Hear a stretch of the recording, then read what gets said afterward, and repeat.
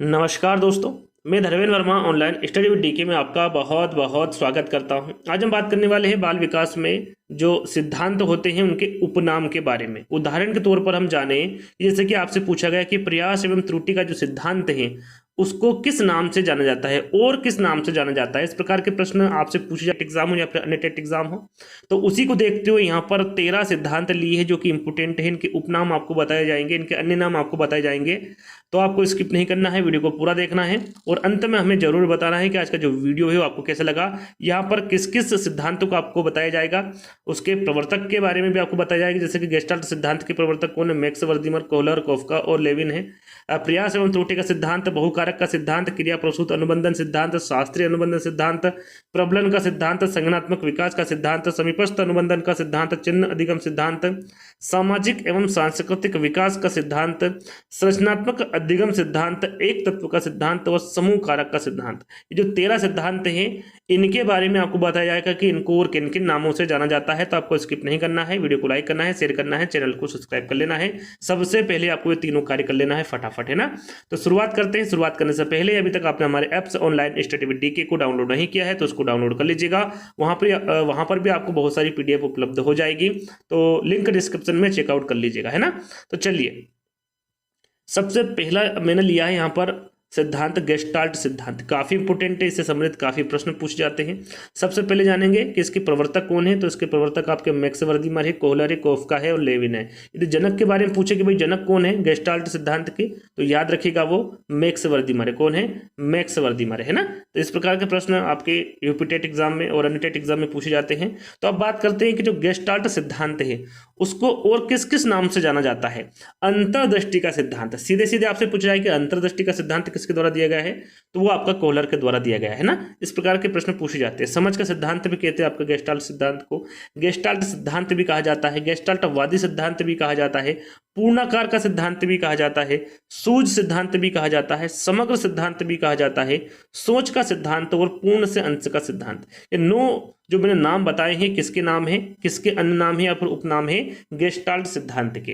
तो इनको अच्छे से याद कर लीजिएगा, स्क्रीनशॉट ले लीजिएगा, चाहे तो आप इसके नोट्स भी बना सकते हैं, जब भी एग्जाम हो पढ़ लीजिएगा, है ना। तो ये 9 नाम मैंने आपको बताया गेस्टाल्ट सिद्धांत के, है ना। अब बात करते हैं प्रयास एवं त्रुटि का सिद्धांत। ये पूछा भी गया है ना, आपकी यूपी टेट एग्जाम आप देखेंगे तो उसमें पूछा गया प्रयास एवं त्रुटि के सिद्धांत को और किस नाम से जाना जाता है, इस प्रकार का प्रश्न पूछा गया है। सबसे पहले बात करते हैं किसके द्वारा दिया गया, प्रवर्तक कौन है, प्रतिपादक कौन है, तो थॉर्नडाइक है। कौन है? थॉर्नडाइक है। अब इसके उपनाम क्या है, प्रयत्न एवं भूल का सिद्धांत भी इसे कहा जाता है, उद्दीपन अनुक्रिया सिद्धांत भी इसे कहा जाता है, सिद्धांतवाद का सिद्धांत भी इसे कहा जाता है, संबंधवाद का सिद्धांत कहा जाता है, सह संबंधवाद का सिद्धांत कहा जाता है, अनुबंध सिद्धांत कहा जाता है, प्रयास का सिद्धांत कहा जाता है, एसआर थ्योरी का सिद्धांत कहा जाता है और आवृत्ति का सिद्धांत कहा जाता है। इसे भी 9 अन्य नामों से जाना जाता है प्रयास एवं त्रुटि के सिद्धांत को। तो याद रखिएगा किसके द्वारा दिया गया और इसके अन्य नाम क्या है, इसके बारे में आपको जानकारी होना चाहिए। चलिए देखिए, यहाँ पर तीसरे नंबर पर जो बुद्धि का सिद्धांत है इसमें बहुकारक सिद्धांत निकल कर आता है। जैसे कि यहाँ पर मैंने आपको बताया कि प्रयास एवं त्रुटि के सिद्धांत किसके द्वारा दिया गया, थॉर्नडाइक के द्वारा। इन्हीं को देखते हुए यहाँ पर मैंने बहुकारक सिद्धांत को भी रखा है, ये भी इन्हीं के द्वारा दिया गया है। थॉर्नडाइक आपको सभी को पता होगा, इसके प्रवर्तक कौन होंगे, थॉर्नडाइक होंगे। और बहुकारक सिद्धांत को बहुखंड का सिद्धांत भी कहा जाता है, बहुतत्व का सिद्धांत भी कहा जाता है, बालू का सिद्धांत, इंपोर्टेंट है ध्यान दीजिएगा, बालू का सिद्धांत भी कहा जाता है, परमाणुवादी सिद्धांत कहा जाता है और मात्रा का सिद्धांत है। ये जो 5 नाम है ये किसके हैं, बहुकारक सिद्धांत है जो कि थॉर्नडाइक द्वारा दिए गए हैं। तो इसके बारे में भी आपको पता होना चाहिए। अगला है आपका क्रिया प्रसूत अनुबंधन सिद्धांत। ये किसके द्वारा दिया गया है, इसके बारे में आपको पता होना चाहिए, स्किनर के द्वारा दिया गया है। इसको और किन किन नामों से जाना जाता है, तो इसे क्रिया प्रसूत सिद्धांत के नाम से, सक्रिय अनुबंधन का सिद्धांत आरएस थ्योरी के नाम से, है ना, साधात्मक अनुबंधन का सिद्धांत के नाम से, नैमित्तिक अनुबंधन सिद्धांत के नाम से, आर टाइप थ्योरी के नाम से, क्रियात्मक क्रिया प्रसूत सिद्धांत के नाम से, कार्यात्मक प्रतिबद्धता का सिद्धांत के नाम से, अभिक्रमिक अनुदेशन सिद्धांत के नाम से, क्रिया प्रसूत अधिगम सिद्धांत और पुनर्बलन का सिद्धांत, है ना। ये जो 11 नाम मैंने आपको बताए हैं ये क्रिया प्रसूत अनुबंधन सिद्धांत, ये इसके उपनाम है, इनके बारे में आपको जानकारी होना चाहिए। साथ में आपको पता होना चाहिए कि द्विकारक और त्रिकारक, है ना। द्विकारक और त्रिकारक को मैंने इसलिए नहीं रखा है कि इसके जो उपनाम है वो इतने इंपॉर्टेंट नहीं है। द्विकारक को द्वितत्व, है ना, त्रिकारक को त्रितत्व इस प्रकार से इसके उपनाम है, जो कि आप सरलता से उसको पहचान सकते हैं। तो आपको पता होना चाहिए कि द्विकारक का सिद्धांत और त्रिकारक बुद्धि का सिद्धांत किसके द्वारा दिया गया है, तो ये भी स्पीयरमैन के द्वारा दिया गया है। और 11 नामों को अच्छे से याद कर लीजिएगा, ये क्रिया प्रसूत अनुबंधन सिद्धांत के उपनाम है। चलिए अब बात करते हैं शास्त्रीय अनुबंधन सिद्धांत। देखिए पूछा गया था, है ना, कि शास्त्रीय अनुबंध सिद्धांत को किस नाम से जाना जाता है, तो विकल्प में क्या था, प्राचीन अनुबंधन सिद्धांत। तो यदि आपको पता होगा तो आप टिक कर देंगे, यदि नहीं पता है तो आप वहां पर गलत कर देंगे। तो यहां पर आपको पता होना चाहिए जो शास्त्रीय अनुबंधन सिद्धांत है ये पावलोव के द्वारा दिया गया था, और इसके अन्य नाम होंगे क्लासिकल अनुबंधन सिद्धांत, प्राचीन अनुबंधन सिद्धांत, संबंध प्रत्यावर्तन का सिद्धांत, सहज अनुबंधन सिद्धांत, संबंध प्रतिक्रिया का सिद्धांत, परस्पर अनुबंधन का सिद्धांत, अनुबंधन का सिद्धांत, अनुकूलित अनुक्रिया का सिद्धांत, प्रतिवादी अनुबंधन सिद्धांत और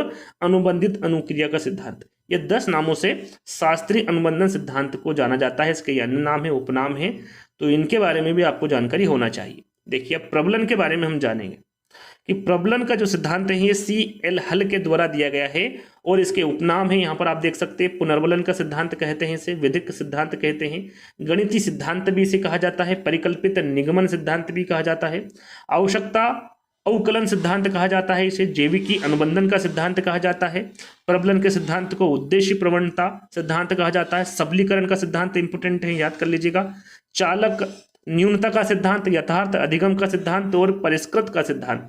ये प्रबलन के जो सिद्धांत है इसे 11 नामों से जाना जाता है। ये इसके उपनाम है या फिर अन्य नाम कह लीजिए।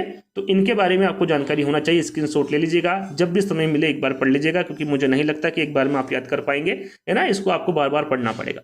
संज्ञानात्मक विकास का सिद्धांत, देखिए सीधा सीधा संज्ञानात्मक विकास का सिद्धांत आपको पता है, जन पियाजे के द्वारा दिया गया है।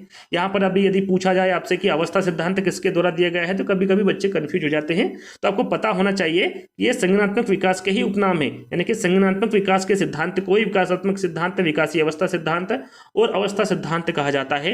ये आपको पता होना चाहिए, है ना। इसी प्रकार के प्रश्न एग्जाम में पूछे जाते हैं। अब यहाँ पर बात करें, यदि आपसे पूछा जाता है कि विकासात्मक मनोविज्ञान के प्रतिपादक या फिर जनक कौन है, तो आपको पता होना चाहिए वो कौन होंगे, जीन पियाजे होंगे। चलिए अब बात करेंगे 8वें नंबर पर है आपका समीपस्थ अनुबंधन का सिद्धांत। समीपस्थ अनुबंधन का सिद्धांत सबसे पहले आपको पता होना चाहिए किसके द्वारा दिया गया, तो गुथरी के द्वारा दिया गया। इसके उपनाम क्या है, इसे किस नाम से जाना जाता है, तो सामीप्यता सिद्धांत के नाम से जाना जाता है, स्थापन का सिद्धांत, एकल प्रयास का सिद्धांत, प्रतिस्थापन का सिद्धांत, इकराह प्रयास का सिद्धांत, one trial theory, substitution theory. ये 7 नामों से आपका समीपस्थ अनुबंधन के सिद्धांत को जाना जाता है। इसके उपनाम है या फिर अन्य नाम है। आगे हम बात करेंगे चिन्ह अधिगम सिद्धांत, ये भी इंपोर्टेंट है ना, आपको पता होना चाहिए किसके द्वारा दिया गया, टोलमैन के द्वारा दिया गया। चिन्ह अनुबंधन या फिर चिन्ह सिद्धांत के नाम से जाना जाता है इसे, संकेत अधिगम सिद्धांत के नाम से, चिन्ह पूर्णाकार अधिगम सिद्धांत के नाम से, संज्ञानात्मक मानचित्र सिद्धांत के नाम से, अर्थपूर्ण व्यवहार सिद्धांत के नाम से, प्रत्याशा सिद्धांत के नाम से भी इसे जाना जाता है, प्रतीक अधिगम सिद्धांत और उद्देश्य पूर्ण अधिगम सिद्धांत। चिन्ह अधिगम सिद्धांत को इन सारे नामों से जाना जाता है या फिर इनके ये उपनाम हैं।